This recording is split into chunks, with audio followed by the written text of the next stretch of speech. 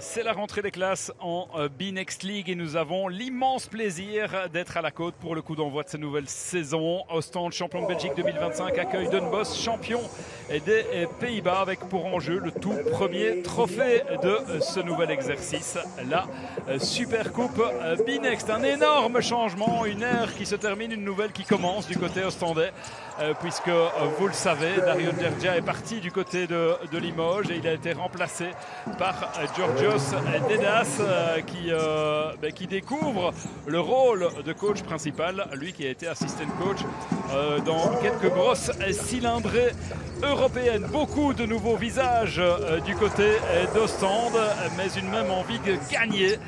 Cette envie, on va la voir dès l'entame de la rencontre avec un BCO qui entame ce match pied au plancher. Pierre-Antoine Gillet, précis, à distance comme à son habitude.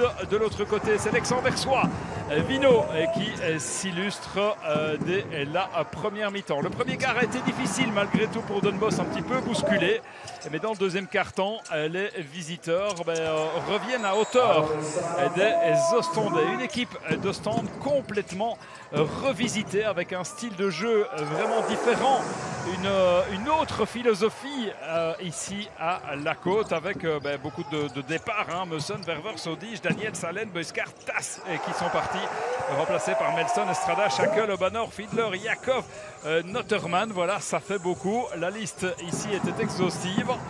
Et là, c'est de nouveau Vino qui s'illustre, l'Aix-en-Versoix qui amène le scoring pour Den Bosch. Mais en face, il y a un élément perturbateur, c'est ce jeune israélo-danois, Noam Yakov, pur talent, qui vient éclabousser cette première mi-temps de toute sa classe. C'est lui que l'on retrouve ici en possession du ballon, qui balance de nouveau à distance, et cela fait mouche pour Yakov qui va terminer la rencontre avec 27 points, 75% à 3 points, 6 sur 8.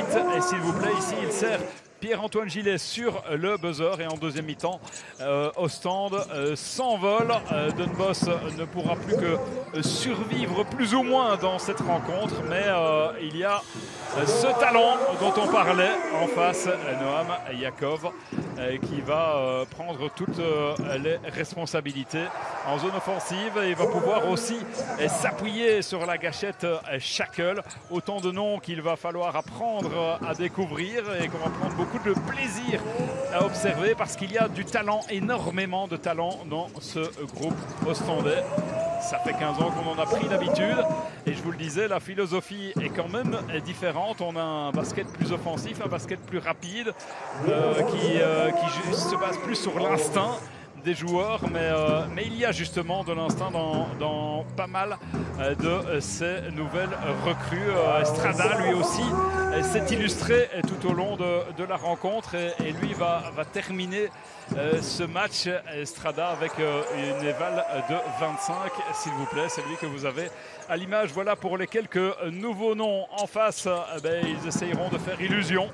Les joueurs de Den Bosch qui semblent avoir en tête la qualification pour la Champions League, qu'ils joueront dans les jours, les heures même qui viennent. Et ils vont un petit peu craquer en deuxième mi-temps. Mais le mérite en revient sûrement à cette équipe ostendaise et à cet homme, Noam Yakov, qui va vraiment marquer cette super coupe de son empreinte et qui offre le premier trophée de la saison à cette équipe ostendaise avec cette victoire en super coupe. Score final à 102-81.